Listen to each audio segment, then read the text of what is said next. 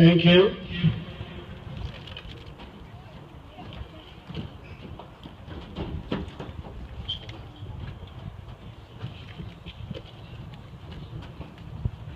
Geoff is giving Mr. Runey and Mayor Dumas his poster, signed poster. Now, ladies and gentlemen, my name is Peter Pereira.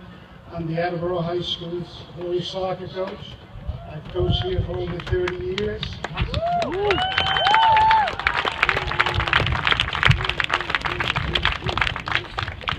I have known Geoff since he was 8 years old and seen him grow up playing soccer at all levels. Now let me introduce you properly. Number 20 from the United States national team, representing the city of Attleboro, Geoff Cameron.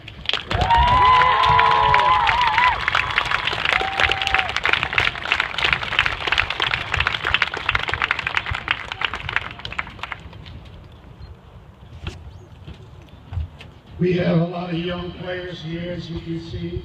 Some that play in Attleboro, some play all over the place. I'll be asking Geoff some questions about his career and his soccer playing days. First of all, what do you remember about first playing soccer here in Attleboro? How old were you? That's a tough one. I would definitely have to say, growing up in Attleboro, this facility is unbelievable. Thank you. For these kids are very, very lucky. I wish I had this to play on when I was younger. But I grew up playing in the Attleboro Armory. Saturday and Sunday, the open training that Peter still does every winter, the open training sessions. And when I was around 7th and 8th grade, Peter would allow me to come train with the Attleboro High School. I just had a love for the game. I just wanted to play every single day, whether it was outside of the backyard or coming over here, running over here and playing on the whatever pitch I could find. I just wanted to play. So Attleboro Youth Soccer is where I started off my career. And I went from there to playing for Bayside, to Boston Bulls, and then going to college, and in college getting drafted. So, but Attleboro started off my career. As he told you, Geoff played at URI, but that's not where he started playing college.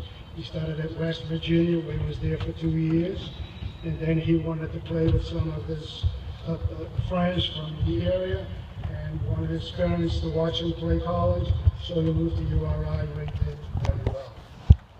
He was drafted. I remember draft day, I kept waiting, and nothing was happening. He went very late. And I got very excited because he got drafted by Houston, who had I knew the coach had met him, and he's an awesome coach, and Geoff did fantastic with him. After a couple of years in MLS, he moved to England to play in the EPL, which is the best league in the world. And he lives in Manchester now and plays for Stoke. But more important is the experience that he just went through, which was the World Cup. Representing the United States in the World Cup, obviously, it's an honor that very few get to have. It wasn't real for me to watch it on TV, to see this kid from Attleboro. Geoff basically plays the same way when he was there. He runs the same way, does the same thing. So that was a great experience. So let me ask him a couple of questions about the World Cup. As you walked in, you saw the poster that we have made for him. That is from the first game the United States played against Ghana, and that they won that game 2-1. So how did you feel when you took the field in Brazil for the first time? It was a dream come true. I remember the 1994 World Cup.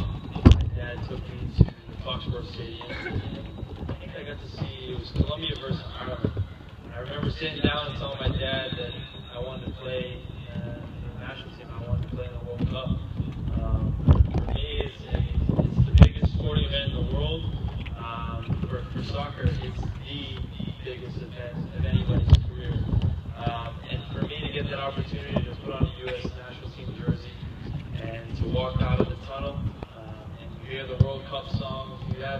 3 or 4 seconds you're not in the moment and you're just kind of soaking things up, you're seeing the crowd, you're seeing everything that you dreamed of as a kid, and you kind of have to snap back right into reality and say, I got a game to play. So you can't really dwell on it too much, but the coolest experiences, the coolest moments, walking out of that tunnel for the first time, and hearing the World Cup song come on, and you're just like, here it is, this is the moment you're waiting for it for your entire life. So take full advantage of it. Well, out of the whole tournament, what was your best memory that you're thinking of?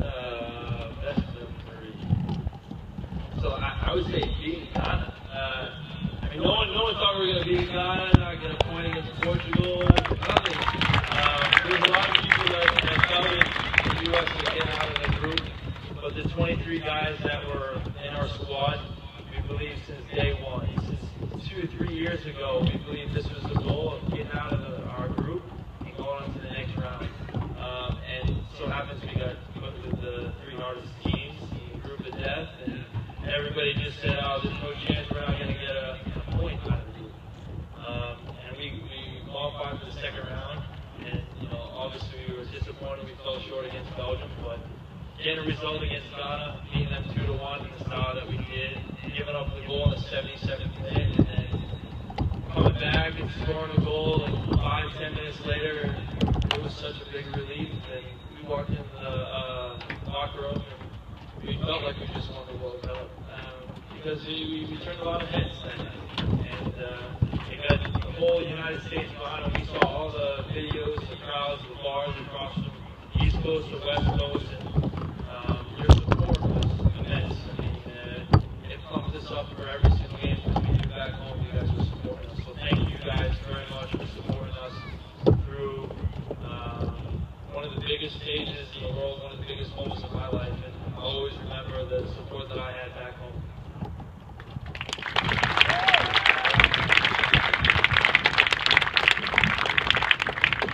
Now I have to ask, what was the worst moment? Probably not playing in the Germany game. That's a sore subject. No, definitely, like any player, you want to play every single game. And it was hard for me to swallow because, just like any competitor, you want to play every single game. But I got back on the field against Belgium, and I thought I had one of my best games in the tournament. You never know what's going to be your last. You have to take full advantage of the opportunity. So knowing that I didn't play against Germany, if I had that 5-10 minutes, or if I played in the next game, I had to leave it all on the field, and that's what I did. So just hopefully I'll be back in 4 years, and this crowd will be bigger next time, hopefully. But no, I mean, it's and the support in the U.S. is growing. The soccer community here is growing. Every year I come back, and Attleboro youth soccer is getting bigger and bigger and bigger, and that's huge. From when I first started, there was maybe 3 guys that played club team, and now there's 90% of them that do. So it just shows the growth of soccer in the U.S., and you guys have everybody to thank for. So thank you.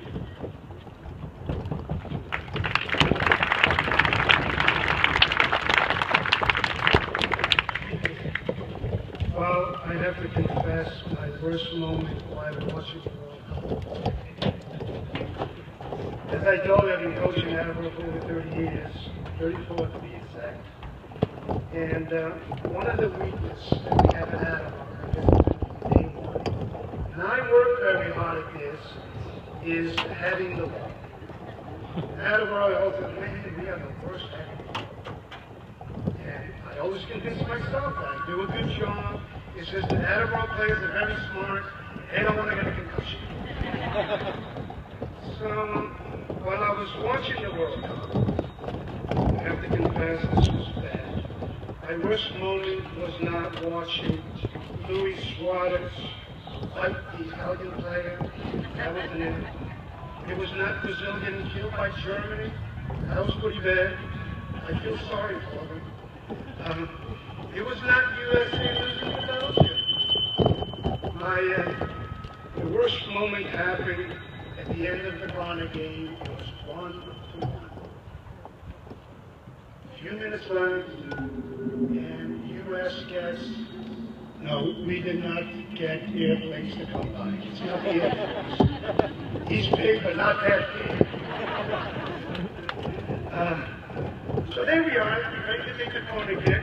Susie is ready, and I'm watching. He puts the ball in the box, and I see Geoff running full speed to the near post, ready to head the ball. I jumped out of my seat and said, no! Attleboro kids don't head the ball properly. He misses, but oh, thank God! Brooks is behind him, gets the goal. We beat Ghana, I win crazy.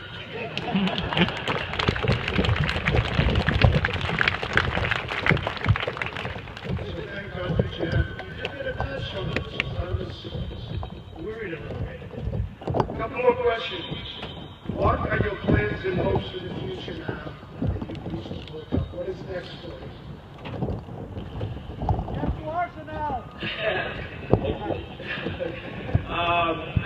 For me, I want to challenge myself on the next stage, maybe playing Champions League one day, moving up to a bigger club. But I'm happy at Stoke. I play against the best players every single weekend. I challenge myself in that aspect. But who knows, there's 4 years into the next World Cup. I plan on being over in Europe in the next 4 years. So for me, it's that focus, making sure I'm staying consistent every single weekend. My club team playing every single weekend. Challenging myself that way. But making sure I'm setting myself up for the 2018 World Cup in Russia. Fantastic.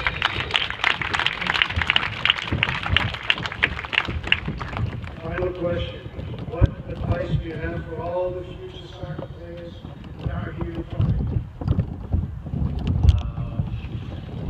A lot of advice I can give you, but I got a tattoo of it: discipline, dedication, desire.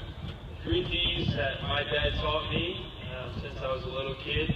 You gotta have discipline, you gotta have dedication, the willingness to do whatever it takes. Instead of going out with your friends and hanging out, doing things that you shouldn't be doing. I was out in the backyard, juggling a soccer ball, challenging myself, trying to get better and better every single day. And you got to have the desire, the love, the passion, and the discipline. I don't even know how many D's I've gone through. You got to have fun, most importantly. If you're not having fun, you're not going to challenge yourself in that aspect. I always try to tell the kids whenever I'm coaching, if you don't get the drill, it's okay. It's okay to you have the willing to learn, to soak up all the information, take everything on board. Don't shield yourself from the people that are trying to give you advice. I still learn every single day from the coaches that I play for. No one's perfect, but most importantly, dream big, set little goals to achieve those dreams, and anything's possible. People told me I would never play soccer for my life, and look at I'm playing every single day. I wake up in the morning, I get to kick a ball for a living. So, and it just fuels the fire. So just go out there, dream big, have fun, love what you do, and keep your head grounded. Remember where you came from.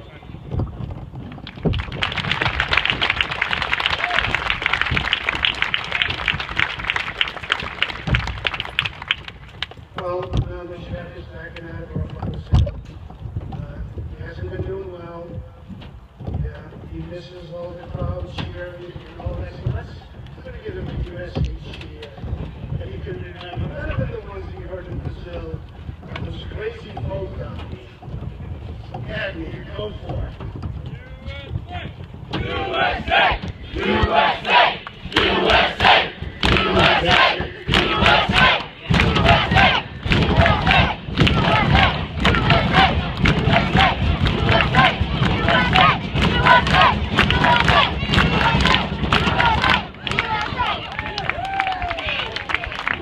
Okay, first of all, I want to thank you for a great World Cup and all the excitement you gave us all for that one. Good luck in your professional career, and we want you to do it again. 2018 in Russia.